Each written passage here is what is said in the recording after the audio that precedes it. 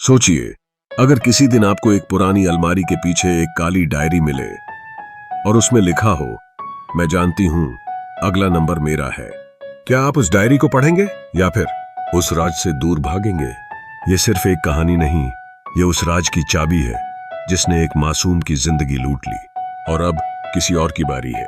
मुंबई की भागती दौड़ती जिंदगी में एक लड़की थी, अन्वी वर्मा, 28 साल की एक कंटेंट राइटर जो अपने अतीत से भागकर एक नई शुरुआत करने आई थी।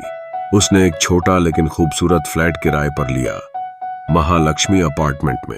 अन्वी की जिंदगी बिल्कुल नॉर्मल थी, दिन भर लैपटॉप, शाम को वॉक और रात में किताबें। लेकिन जिस दिन उसने फ्लैट की अलमारी को ठीक से साफ करना शुरू किया, उसकी दुनिया बदल गई। दीवार के पीछे से गिरा एक छोटा लकड़ी का बॉक्स, उसमें थी एक ब्लैक डायरी, पुरानी, धूल भरी, लेकिन किसी की कहानी से भरी हुई। पहले तो अन्वी ने उसे बिना ध्यान दिए साइड में रख दिया, लेकिन रात को नींद नहीं आई। कुछ था उस डायरी में जो उसे खींच रहा था। अगर ये डायरी तुम्हें मिली है तो शायद मैं अब जिंदा नहीं हूं, लेकिन मेरा कत्ल हुआ है और मेरा कातिल अब भी इसी बिल्डिंग में है। अन्वी का दिल बैठ गया। उसने सोचा शायद ये किसी का मजाक है या कोई पुरानी अधूरी कहानी। लेकिन जैसे जैसे वो आगे बढ़ती गई, उसमें एक लड़की, श्रुति की जिंदगी सामने आने लगी, जो उसी फ्लैट में कुछ साल पहले रहा करती थी। श्रुति 24 साल की थी, खुशमिजाज, अकेली रहने वाली और एक इंटीरियर डिजाइनर। उसके दोस्त बताते थे कि वो बेहद पॉजिटिव थी, लेकिन अचानक उसकी मौत की खबर आई। पुलिस ने इसे आत्महत्या बताया, लेकिन कोई सुसाइड नोट नहीं मिला। केस बंद कर दिया गया। लेकिन डायरी बताती थी कि वो मुझे मारना चाहता है, उसने मुझे धमकाया था, लेकिन सबको लगता है वो बहुत अच्छा है। सच तो यह है कि वही मेरी मौत की वजह बनेगा। अन्वी की नींदें उड़ चुकी थीं। उसने बिल्डिंग के पुराने लोगों से बात करना शुरू किया। कुछ ने कहा, श्रुति बहुत डरी डरी रहती थी, ये तो कुछ ने चुप रहने में ही भलाई समझी। लेकिन एक बुजुर्ग अंकल ने बताया, उसका एक पड़ोसी था, रोहित, जो ज्यादा दोस्ती दिखाता था, मगर बाद में वो कहीं गायब हो गया। अन्वी को शक हुआ, क्या रोहित ही कातिल था?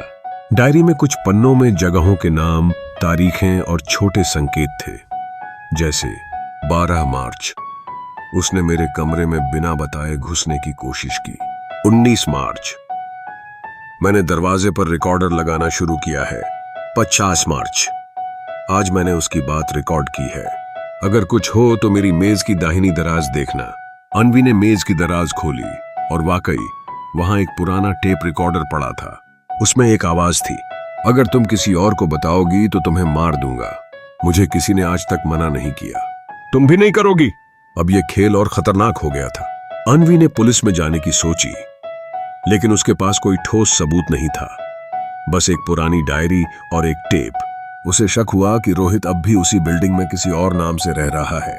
उसने सीसीटीवी फुटेज निकलवाने की कोशिश की और पाया कि बिल्डिंग के चौथे फ्लोर का एक व्यक्ति, रजत शर्मा, ज्यादा किसी से नहीं मिलता, लेकिन रोज अन्वी के फ्लोर पर आता है। एक रात बिजली चली गई, अन्वी अकेली थी।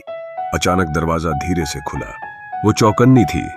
उसने अपनी मोबाइल रिकॉर्डिंग ऑन की। पर्दे के पीछे से एक परछाई निकली और वही आवाज आई, तुम्हें नहीं पढ़ना चाहिए था वो डायरी, अब तुम भी। लेकिन तभी पीछे से पुलिस आ गई। अन्वी ने पहले ही कॉल कर दिया था और लाइव रिकॉर्डिंग भेज दी थी। रजत शर्मा को पकड़ लिया गया और पता चला कि वो ही रोहित था जिसने अपनी पहचान बदल ली थी। वो मानसिक रूप से अस्थिर था और उसे लगता था कि महिलाएं उसे धोखा देती हैं, इसलिए वो उन्हें सबक सिखाता था। अंत, अन्वी ने श्रुति के लिए इंसाफ पाया। डायरी पुलिस केस का हिस्सा बनी और मीडिया में भी मामला उठा, मगर उस डायरी का आखिरी पन्ना अब भी रह गया था। जिसने ये डायरी पढ़ी, क्या वो भी अब मेरे जैसे किसी साए में जिएगा, या उसे भी सबूत मिटाने वाला एक और शिकारी मिलेगा? ब्लैक स्क्रीन और धीमी आवाज, हर डायरी एक कहानी नहीं होती, कुछ खून से लिखी जाती हैं। अगर आपको ये कहानी थ्रिलिंग लगी हो तो वीडियो को लाइक करें, शेयर करें और कमेंट में बताएं। अगर आपको ऐसी ब्लैक डायरी मिलती तो आप क्या करते? और हाँ, अगली बार जब कोई पुराना कमरा साफ करें, थोड़ा संभल कर करना, क्या पता कौन सी कहानी जिंदा हो उठे।